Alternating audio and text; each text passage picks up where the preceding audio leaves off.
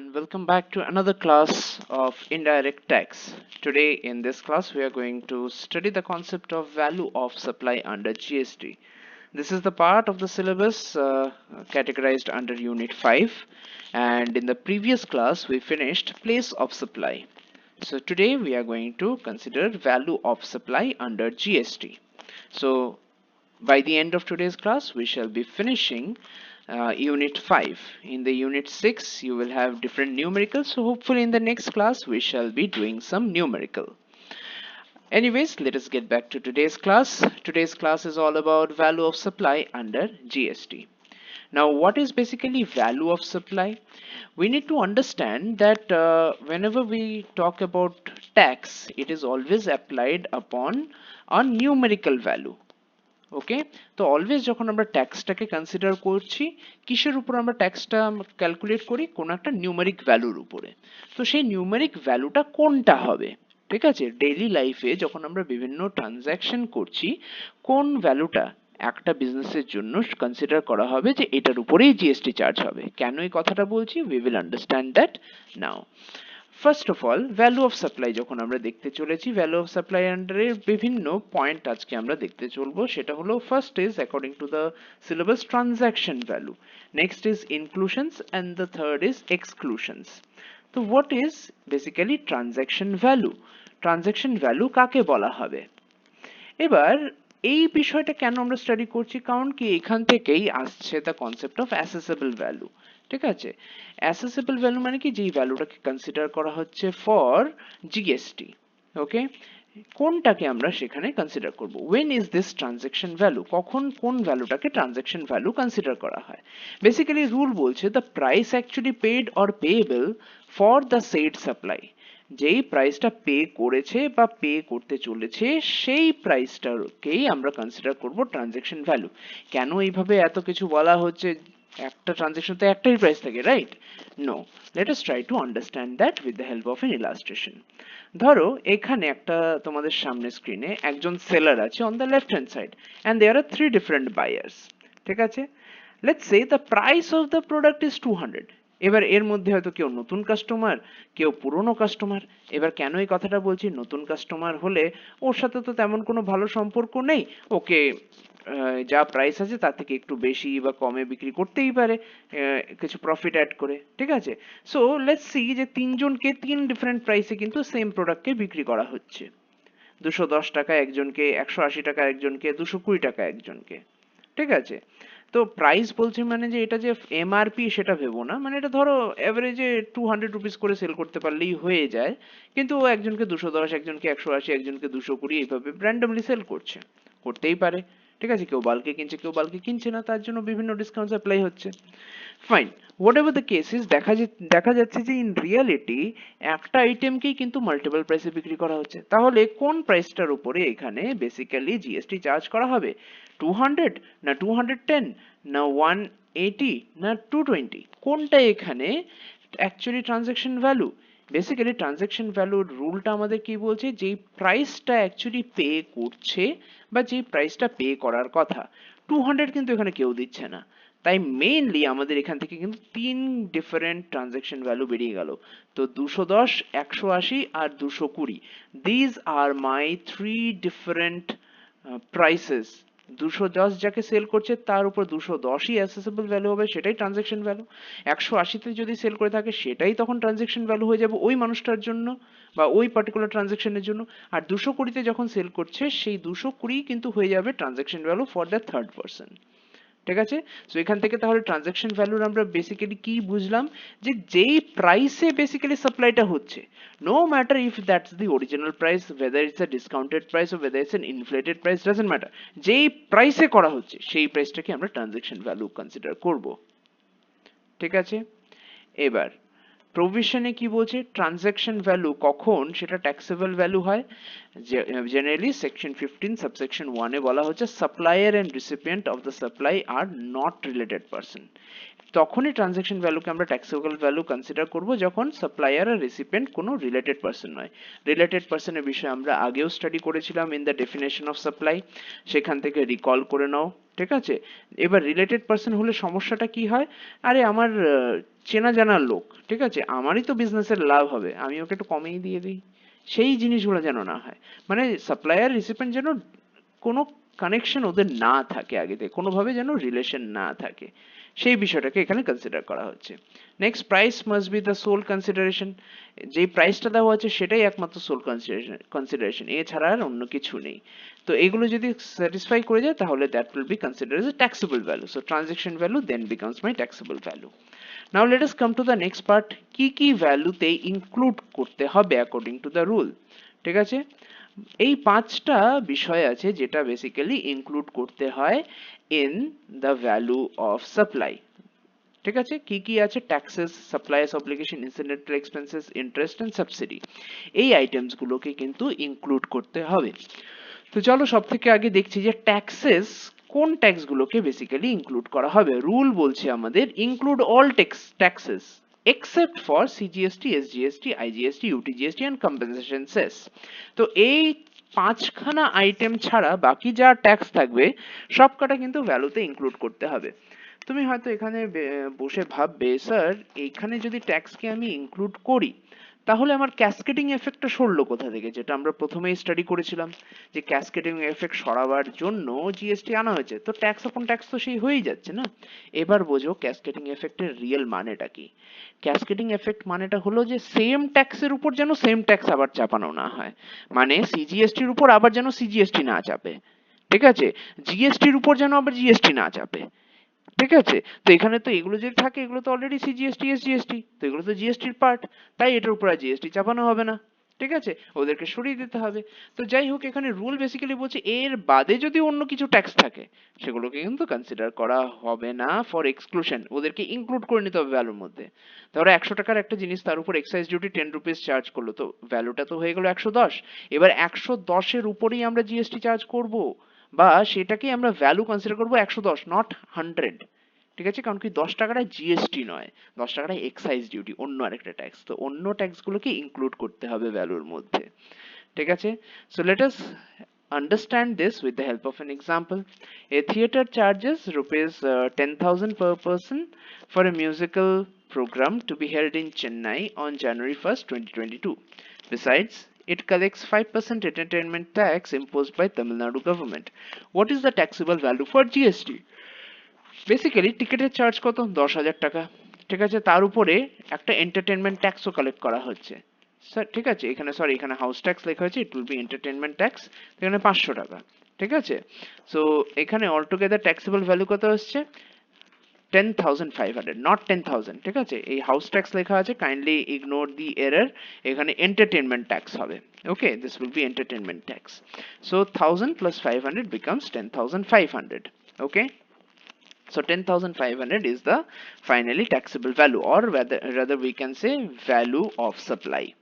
ঠিক আছে, so now আর ট্যাক্সের কি কি আলাদা এক্সাম্পল হতে পারে, মিউনিসিপাল ট্যাক্স বা house tax, excise duty, development fees, service fee, fuel surcharge, এইগুলো যদি থাকে সবকটাই কিন্তু আদার ট্যাক্সেস, সেগুলোকে আমরা অ্যাড করে দেব ভ্যালুর সাথে। ঠিক আছে, let us now move to the next part, which is suppliers obligation. Suppliers obligation এ আমাদের রুল কি বলছে, any obligation of supplier which is borne by the recipient shall be added to the assessable value। মানে কি বলছে, supplier যে ওর দায়িত্ব ছিল সেই বিষয়টাকে পে করার, কিন্তু ও পে না করে চাপিয়ে দিয়েছে রিসিপিয়েন্টের ঘরে, ভাই তুমি পে করে দাও। তো রিসিপিয়েন্ট যে এক্সট্রা টাকাটা দিচ্ছে সেটা তো সাপ্লায়ারের বিহাফে দিচ্ছে, তো এই বিষয়টাকেও কিন্তু বলেছে shall be added as the assessable value। ঠিক আছে, তো এবার একটা এখান থেকে ইলাস্ট্রেশন না নিলে আমরা বুঝতে পারবো না বিষয়টা। So let us try to understand that with the help of an illustration. এখানে বলা হচ্ছে X owns a commercial flat, it is given on rent to A Limited, rent being rupees 2,50,000 per month. Besides rent, X recovers house tax of rupees 90,000 from A Limited. What is the taxable value? তো এখানে basically একটা commercial ফ্ল্যাটকে ভাড়া দেওয়া হয়েছে এর কাছে। So who is the supplier? X is the supplier, A is the recipient। ঠিক আছে, এ কিন্তু রেন্টে নিচ্ছে। এবার তার সে 2.5 লাখ পার মান্থ করে দিচ্ছে, তার সাথে আরো 90,000 ওকে হাউস ট্যাক্সটাও রিকভার করেছে সাপ্লায়ার ফ্রম দ্য রিসিপিয়েন্ট। তো what is the taxable value? Basically rent আমার 30 লাখ আসছে, কি করে 30 লাখ? 2.5 lakh per month. সেটা যদি অ্যানুয়াল ভ্যালু দেখি আমরা, মানে 2.5 লাখ ইন্টু 12 করলে আমরা 30 লাখ পেয়ে যাব। ঠিক আছে, হাউস ট্যাক্স এখানে কত দিচ্ছে? এখানে দিয়েছে 90,000। ঠিক আছে, তো অল টুগেদার কত পে করেছে রিসিপিয়েন্ট সাপ্লায়ারকে? He has paid 30,90,000। So basically taxable ভ্যালুটা তখন কি হয়ে যাবে?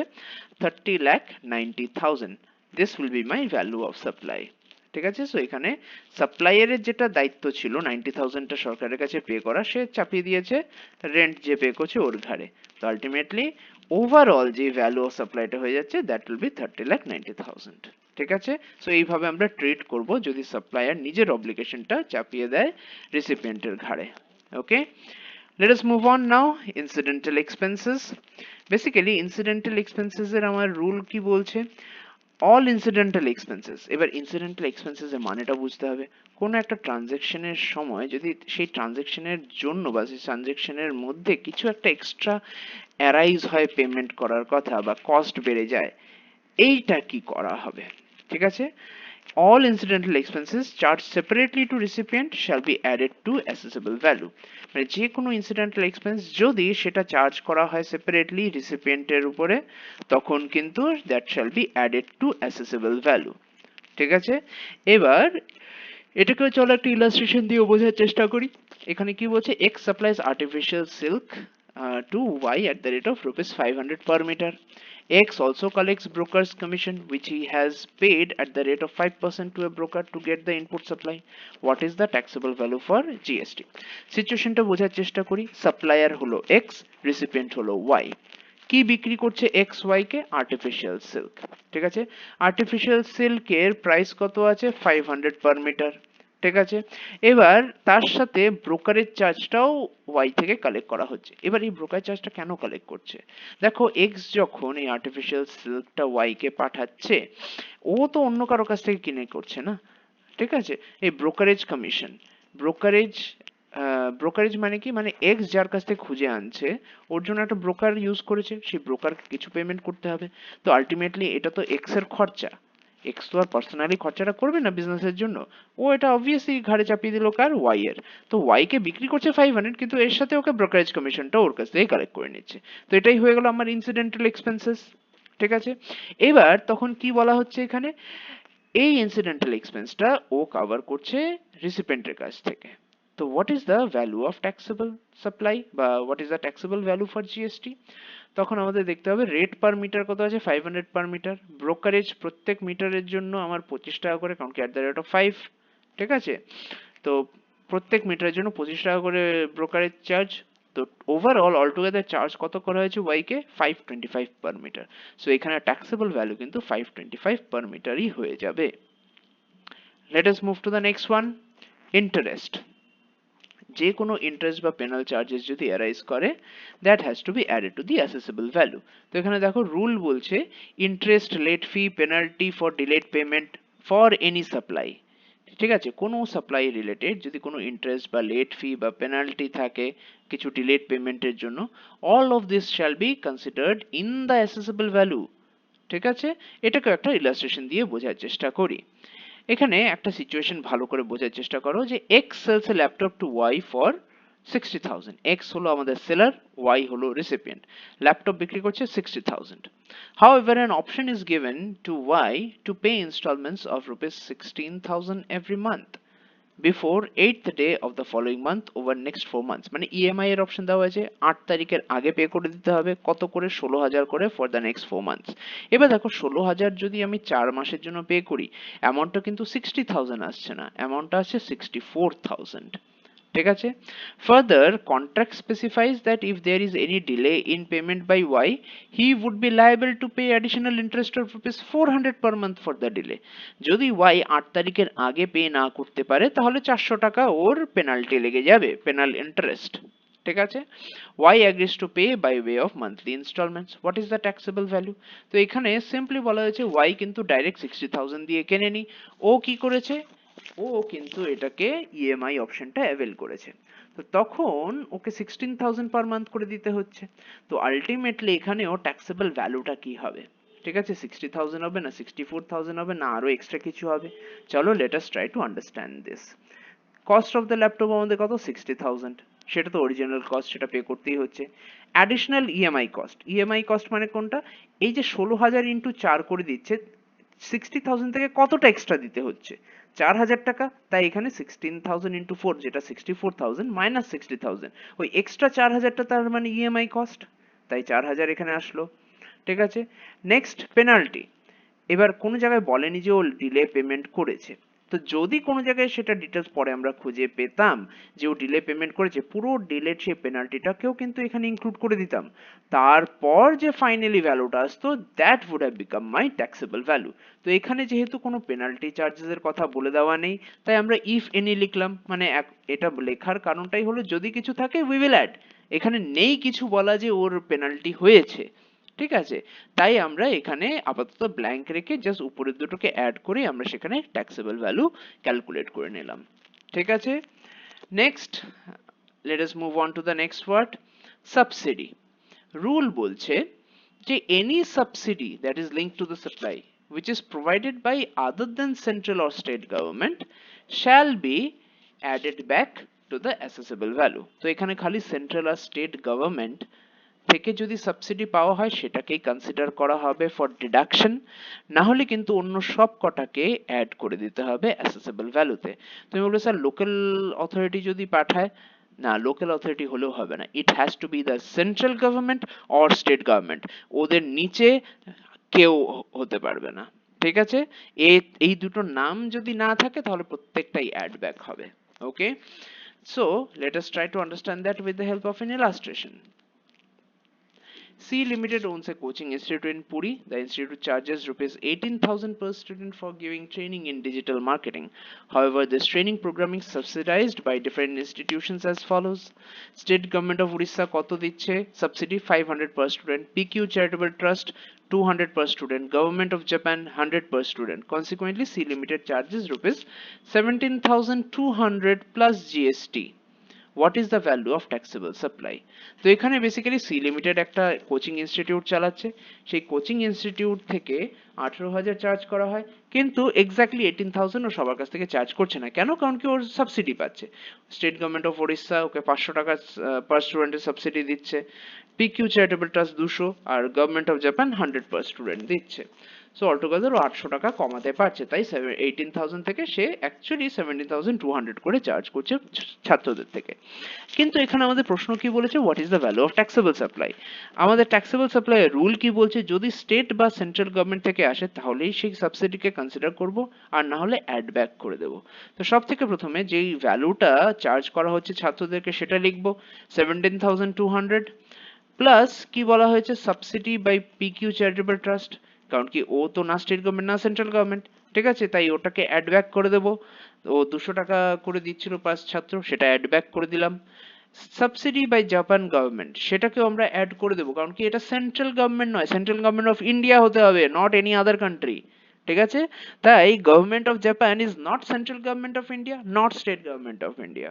ঠিক আছে, তাই এটাকে আমরা অ্যাড ব্যাক করবো। আর আমাদের এখানে স্টেট গভর্নমেন্ট অফ উড়িষ্যাকে আমরা অ্যাড ব্যাক করবো না কেন? কারণ কি এটা তো স্টেট গভর্নমেন্ট, আর স্টেট গভর্নমেন্টের অ্যামাউন্টটা অ্যালাউড করা হবে, মানে এটাকে অ্যাড ব্যাক করা হবে না। ঠিক আছে, সো আলটিমেটলি এই দুটো আইটেমই অ্যাড ব্যাক করা হবে, তারপর ট্যাক্সেবল ভ্যালু আমাদের বেরিয়ে যাবে কত, 17,200 plus 200 plus 100 gives us the amount of 17,500.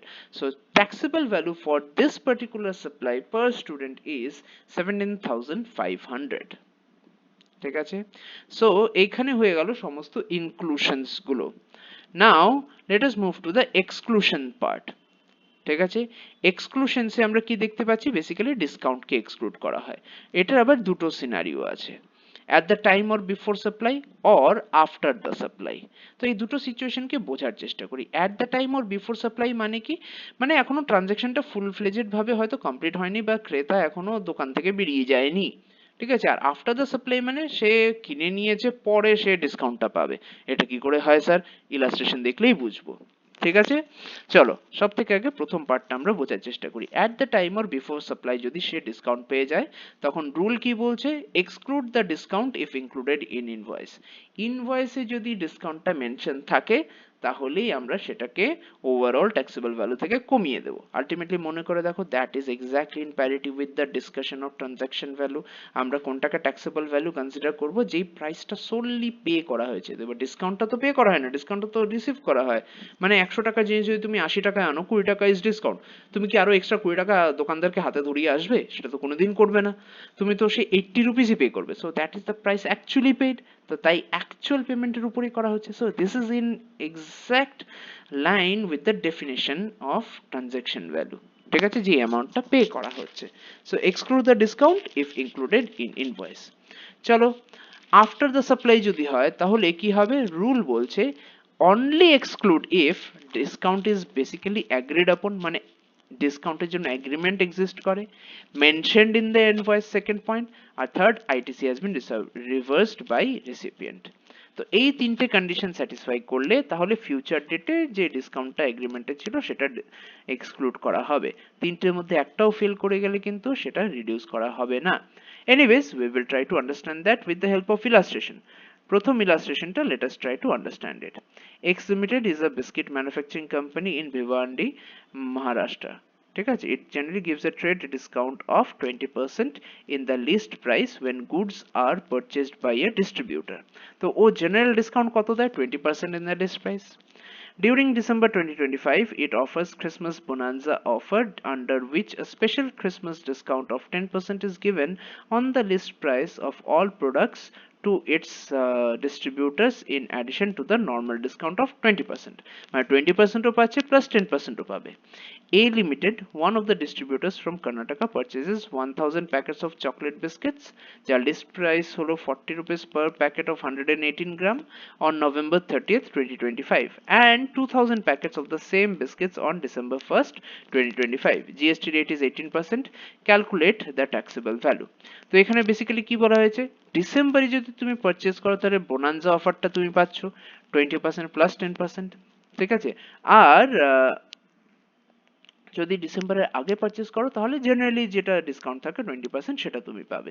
তো এখানে তাহলে আমরা কি করে ক্যালকুলেট করবো, এটা তো দুটো আলাদা আলাদা ডেটে এখানে এ লিমিটেড কিনেছে, তার মানে দুটো ডিফারেন্ট সাপ্লাই আছে। So let us try to understand what will happen on November 30th, যেহেতু ক্রিসমাস বোনান্সা অফার এখানে অ্যাপ্লাই হচ্ছে না। নাম্বার অফ প্যাকেটস অর্ডার, 1000টা প্যাকেট অর্ডার করেছে। ঠিক আছে, কস্ট অফ ইচ প্যাকেট কত আছে, 40 টাকা করে। তো ওভারঅল টোটাল অর্ডার কস্ট কত, 40,000, মাল্টিপ্লাই করে দিলাম। এবার এর মধ্যে জেনারেল ডিসকাউন্ট কত পাচ্ছে, 20% করে, তো 8000 কমে গেল। সো বোনান্সা অফার কি পাচ্ছে, শুরুই তো হয়নি, তাই এটা নীল। ঠিক আছে, ট্যাক্সেবল ভ্যালু কত আছে, তার মানে 40,000 মাইনাস 8,000 এসে পড়ছে 32,000।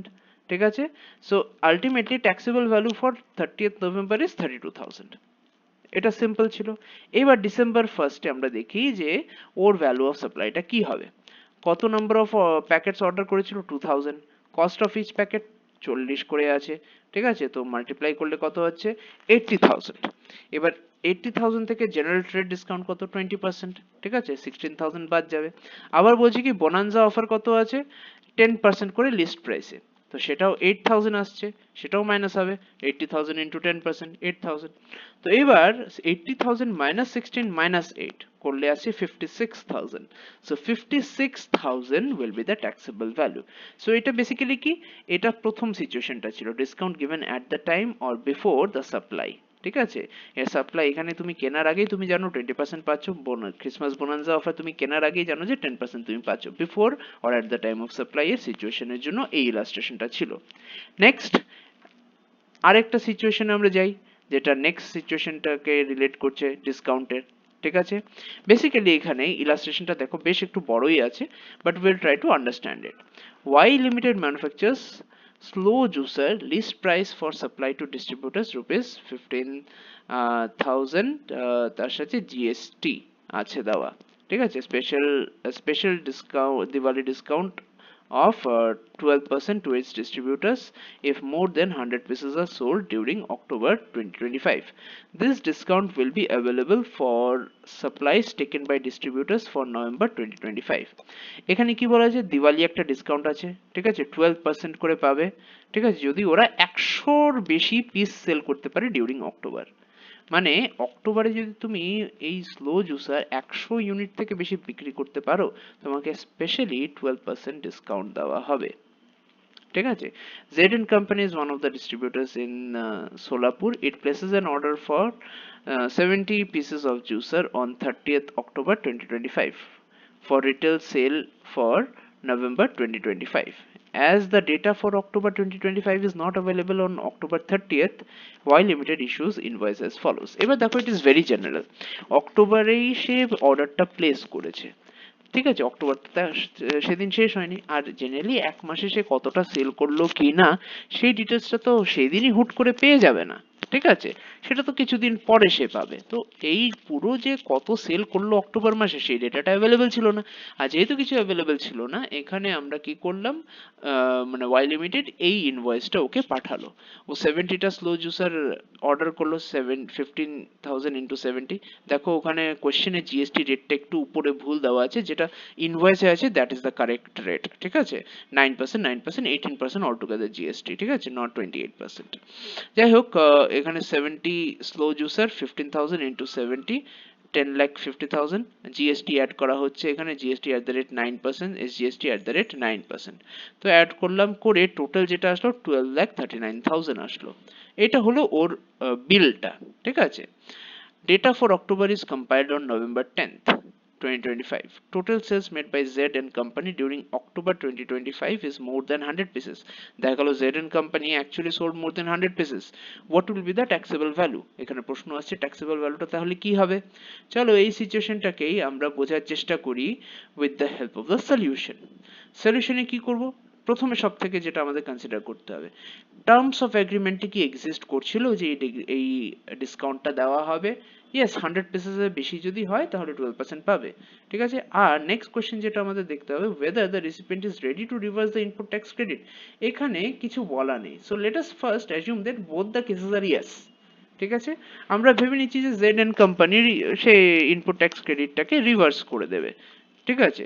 ইন দ্যাট কেস আমরা কি দেখবো, ট্যাক্সেবল ভ্যালু যেটা অ্যাকচুয়ালি 12,39,000, সেটা কিন্তু আর 12,39,000 থাকছে না, সেখান থেকে -12% হয়ে যাচ্ছে, which comes to 10,90,320, ঠিক আছে, 12,39 থেকে 12% মাইনাস হয়ে যাচ্ছে, ঠিক আছে।